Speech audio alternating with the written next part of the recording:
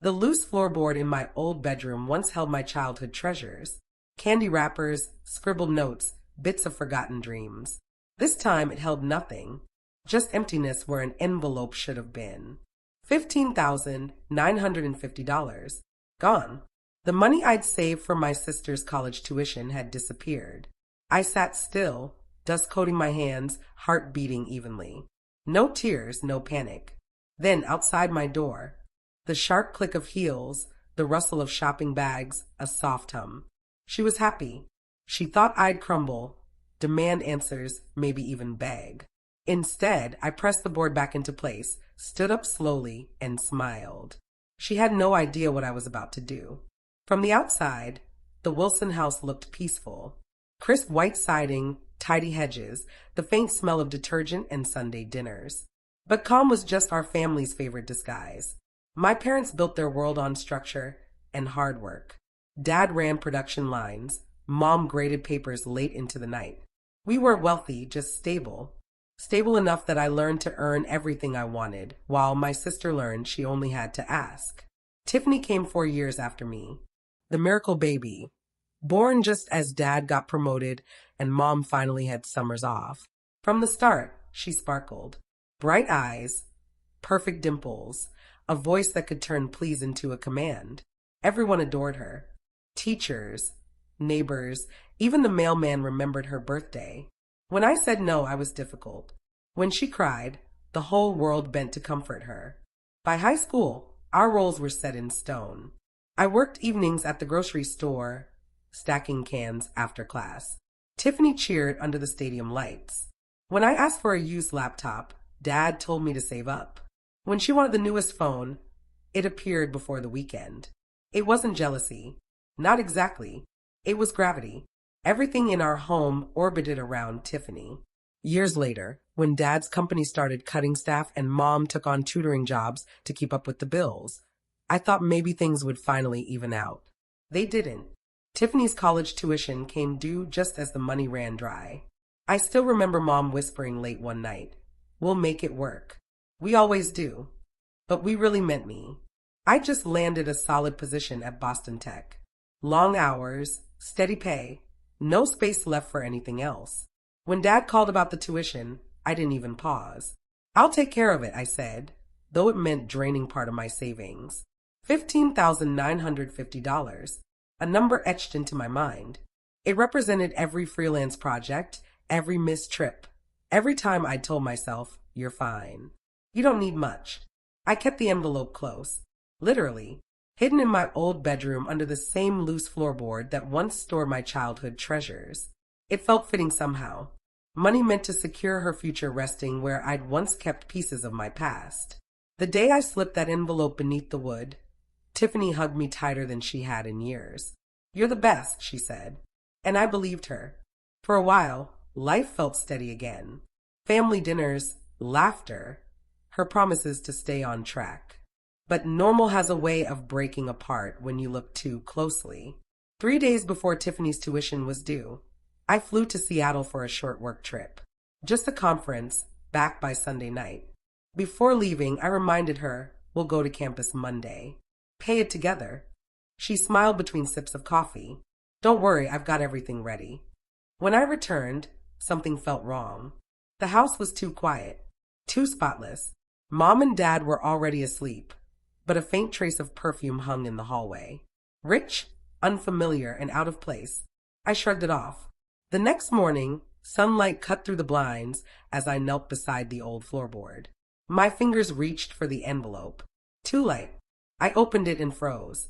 Empty. For a moment, everything stopped. Just the low hum of the fridge and the faint drip from the faucet. I tore through the room. Drawers, desk, closet. Nothing. No signs of a break-in. My laptop sat where I left it. Jewelry untouched. Even the old watch still in place. But the cash, $15,950, was gone. Cold logic hit like a blade. Who even had access? Only family. My parents wouldn't, which left one person. Still, I needed proof. I walked toward the bathroom, trying to clear my head, when something in the trash caught my attention. Crumpled receipts. Nordstrom. Saks, Neiman Marcus. The numbers blurred together. 895, 612, 347. Designer shopping totals from the exact 3 days I'd been out of town. I stared at them for a long while, jaw set, pulse steady. Then I pulled out my phone and opened Instagram. Tiffany had blocked me years ago, but she'd forgotten the second account I used back when she left for college. Her newest posts hit hard. A photo of shopping bags spilling across her bed. The caption, treating my girls to the best weekend ever.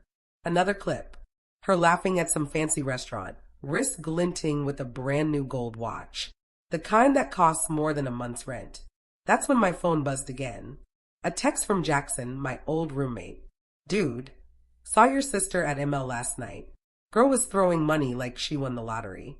I stared at the message until the heat in my chest cooled into something sharper. Clarity. Digging back into the envelope, I found a small folded slip stuck in the corner. A bank deposit receipt for $19,000. Her name. Her signature. She'd done it again. Not just stolen money, but trust. And yet, instead of anger, I felt calm. The heavy kind that comes when a choice is already made. I knew she'd walk in soon, expecting the same routine. Me finding out, her crying, me forgiving. But not this time. This time, silence would be my answer. The front door slammed just after 2. Keys clinked into the ceramic bowl by the entryway. Then came the sound I'd been waiting for.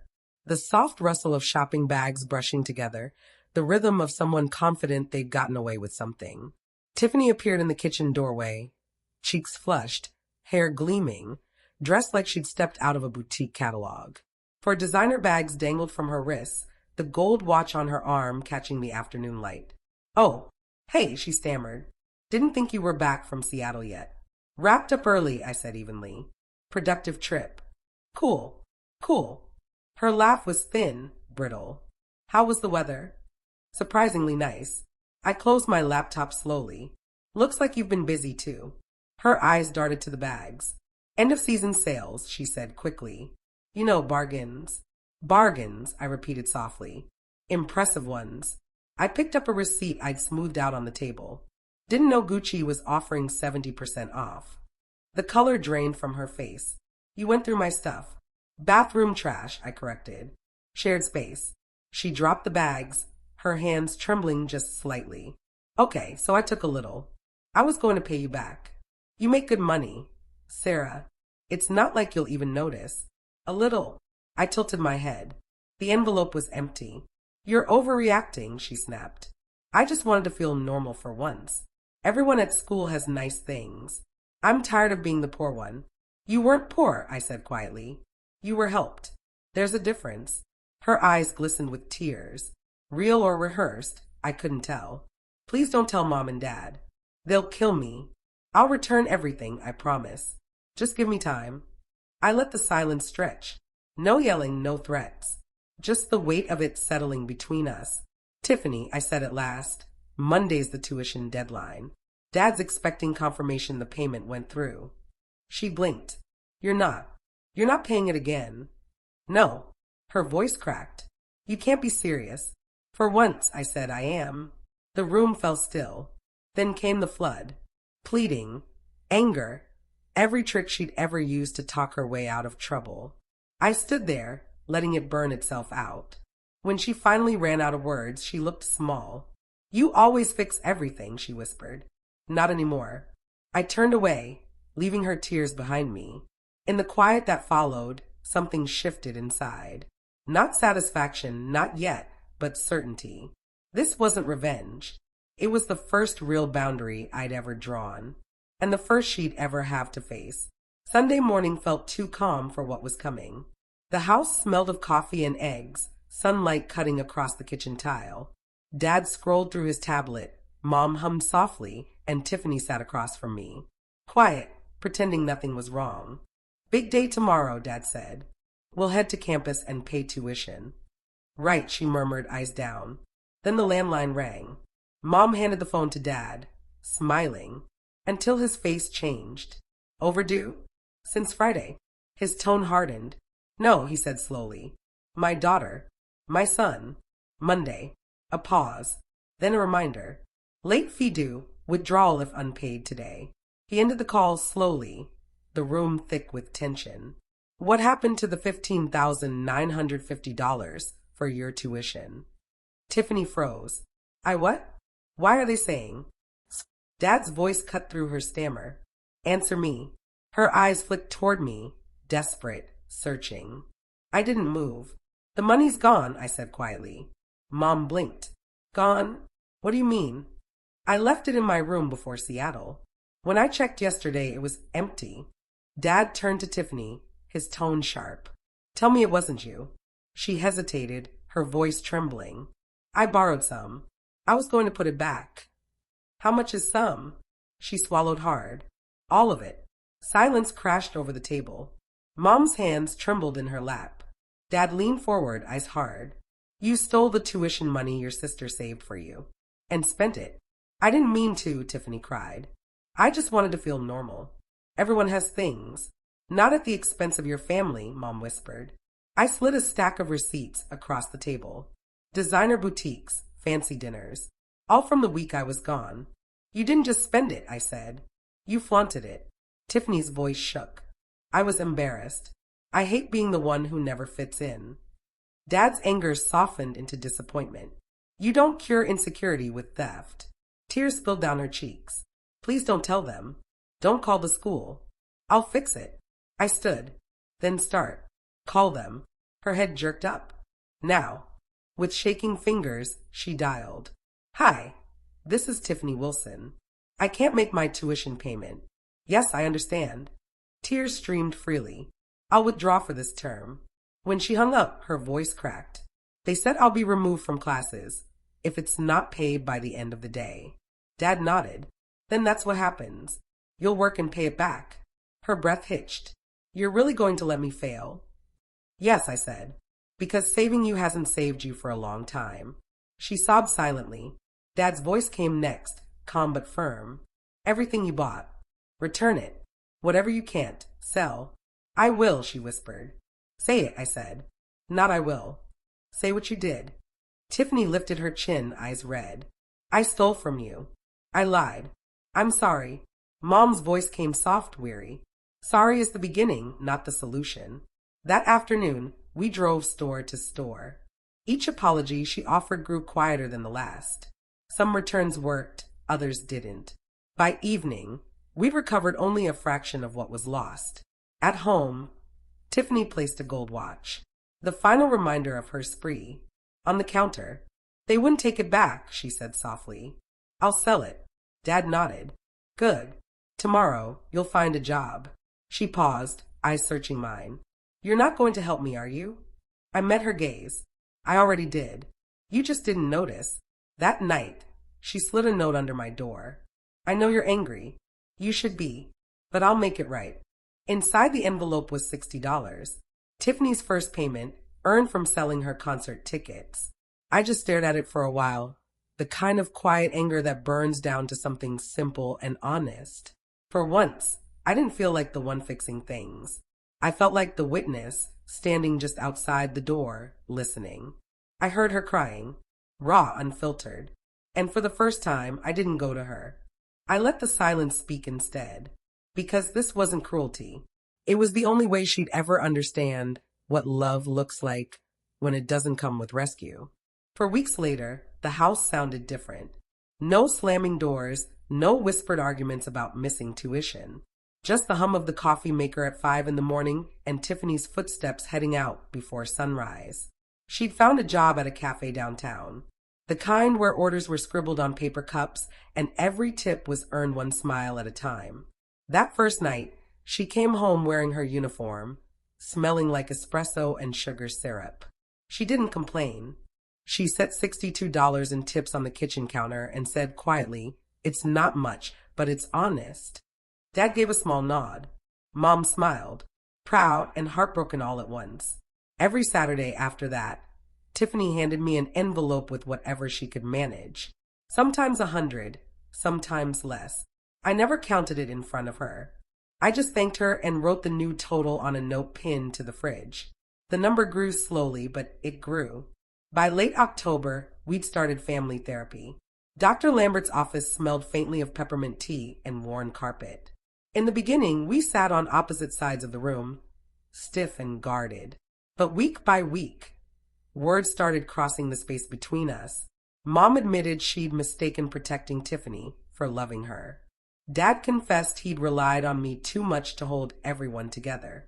And I finally said what I'd never said before. That I liked being the fixer because it made me feel needed until it didn't anymore. Tiffany didn't speak much during that first month. She mostly listened. But one afternoon in a quiet voice she said, "I never learned how to apologize without hoping someone would save me." The room went still. Even Dr. Lambert only nodded, letting her words linger in the air until they felt real, undeniable. By December, Tiffany had already paid back nearly $6,000. The rest would take time, but she was consistent. She'd reapplied to the university for the spring semester, this time with her own financial plan and a part-time job schedule. One evening, she slipped a note under my door. The handwriting was simple, unadorned. No perfume, no hearts. "Thank you for letting me fall. You made me stand up." I stared at it for a long while. It wasn't revenge. It was restoration. And somehow, that felt more satisfying than winning ever could. By spring, our family's rhythm finally felt steady. Tiffany spent her mornings at the cafe. Her afternoons in the classes she paid for herself. Mom stopped hovering. Dad laughed again. And I stopped bracing for the next storm. On a Sunday night in March, she handed me one last envelope, her largest repayment yet, and a small gift bag. Inside was a framed photo of us as kids, covered in mud, grinning with our arms around each other. Beneath it was a note that read, "Thank you for not saving me. You taught me how to save myself." I set it on my desk beside the old floorboard I'd kept, not as a symbol of loss, but of the boundary that changed everything. Sometimes love isn't the hand that catches you. It's the silence that lets you fall just far enough to learn how to climb. If you've ever had to choose between helping or letting go, share your story in the comments. And hit like if you believe in tough love that heals instead of harms.